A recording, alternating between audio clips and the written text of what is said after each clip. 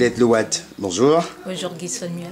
Alors, vous organisez une semaine culturelle appelée Beauté divine sur des différents thèmes. Pourquoi? L'objet est de montrer aux gens qu'ils peuvent être naturellement beaux, qu'on n'a pas besoin de ressembler au canon de mannequins qu'on voit sur les couvertures de magazines pour être beau.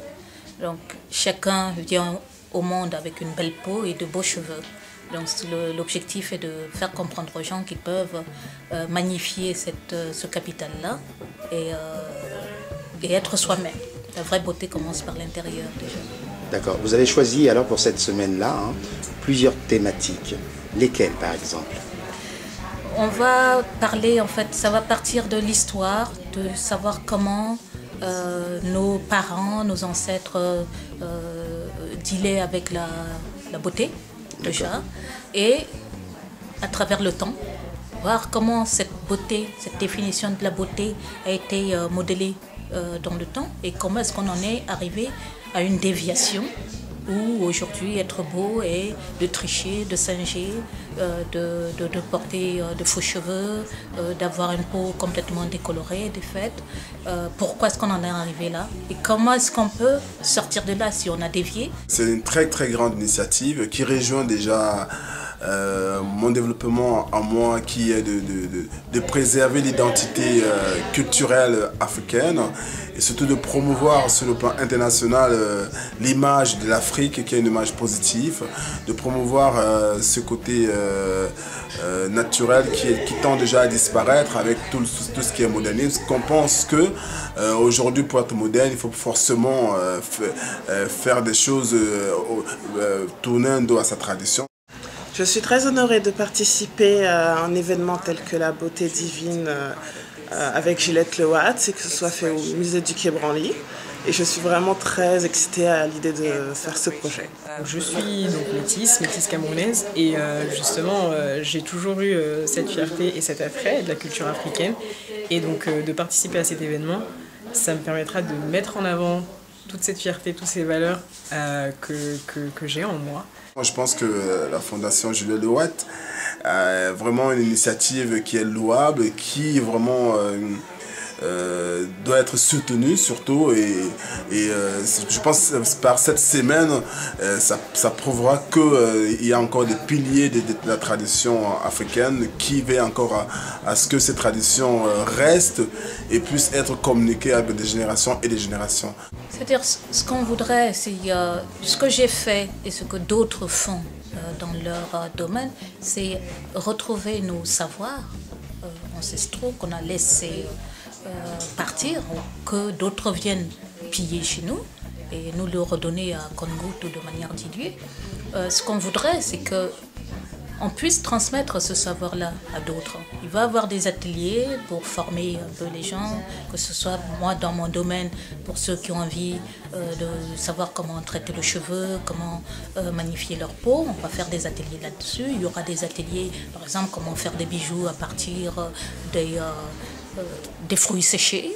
Aujourd'hui, avec tout ce que nos ancêtres nous ont légué, nous pouvons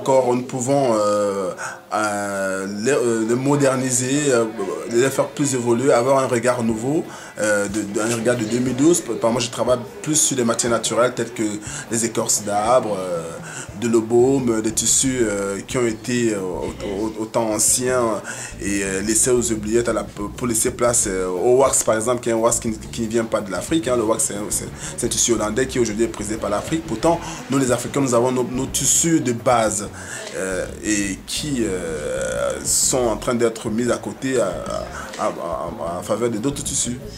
Qu'est-ce qui a germé en vous, ainsi que Gillette bien sûr, l'idée de ce projet? How do you have this idea with Gillette Lewatt? Donc on a eu un entretien avec un représentant du musée du Quai Branly, et c'est comme ça qu'on a décidé d'organiser la participation à cet événement. Je suis très contente de participer à la semaine culturelle de Gillette Lewatt. Aujourd'hui, je porte un tissage, mais pas toujours. En fait, je ne déprise pas mes cheveux. Je porte un tissage aujourd'hui juste parce que j'ai envie de changer de coiffure, mais je fais cette interview vraiment pour encourager la femme africaine ou la femme noire, tout simplement, à porter ses cheveux parce que je trouve que c'est très beau. Voilà. Sur les défilés, on va avoir les tenues de chez nous, des beaux vêtements faits à partir de nos matières premières et de voir qu'on n'a pas attendu la colonisation pour savoir s'habiller. Voilà. Donc l'objectif étant en fait de transmettre un peu ce savoir-là, c'est que les enfants qui vont venir lors de cette semaine, qui vont participer à cette semaine, ce qu'on voudrait c'est qu'ils voient des idoles qui leur ressemblent, des idoles noires, au lieu de voir toujours leurs idoles dans un écran de télévision qui malheureusement n'est pas leur pendant.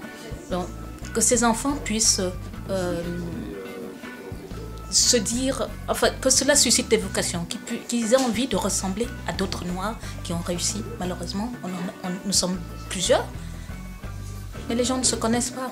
Chacun évolue un peu dans son coin, fait des choses qui pourraient servir d'exemple à nos enfants, mais personne, il n'y a personne pour relayer ça. Effectivement, la communauté noire n'est pas que des footballeurs, c'est pas que des chanteurs. Je ne dis pas que les footballeurs ne sont pas bien, c'est une forme de réussite, mais il y a la réussite aussi partout. Tout le monde ne peut pas être footballeur, tout le monde ne peut pas être chanteur, ou tout le monde ne doit même pas être chanteur ou footballeur. Tant mieux.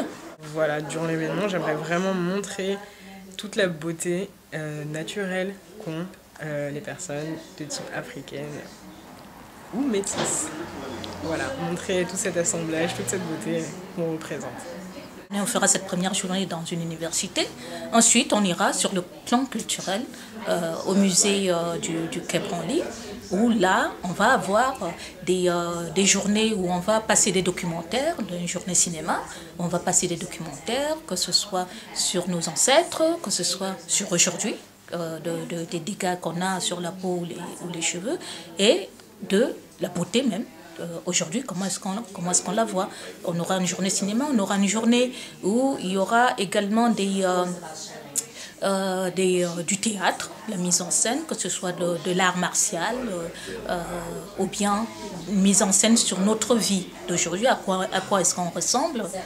On aura également des ateliers.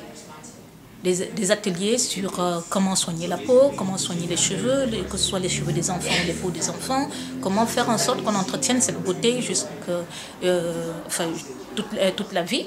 On aura des ateliers, comme j'ai dit, des ateliers sur les bijoux, des ateliers sur les vêtements, sur ce qui fait en fait notre beauté, notre culture, comment s'habiller et comment se soigner la peau et les cheveux. Vous avez décidé par exemple d'arrêter de vous défriser les cheveux. Pourquoi? J'ai décidé d'arrêter de me défriser les cheveux parce que je trouvais que c'était mieux pour moi de porter des cheveux naturels. Aujourd'hui, je porte un tissage juste parce qu'en fait, j'ai envie de changer de coiffure. Et c'est vraiment, en fait, je suis en train de faire une transition. D'accord. Donc, le temps que mes cheveux repoussent vraiment comme j'ai envie et que pour l'instant, j'ai besoin d'aller travailler, si je peux dire ça comme ça, je porte le tissage. Mais à la longue, comme je ne défrise plus, le but, c'est justement de ne plus porter de tissage du tout parce que je suis un peu dépendante des tissages. Donc, je ne veux plus porter des tissages et ça c'est mon choix. Donc on aura une élection du Mister et de la Miss Beauté Divine. Donc les critères sont simplement d'être naturel, hein, d'avoir des cheveux naturels, d'avoir une peau naturelle.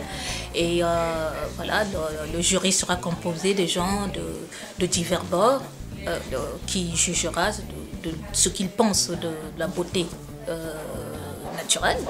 Et on va terminer cela encore par un grand méga défilé où on va montrer nos créateurs, ceux qui font des choses qu'on aime et terminer par un cocktail. Tout ça en musique. Sean, pour ce qui est de cette semaine de la culture, quel est le public visé et surtout quelles sont vos attentes? It's a very good question.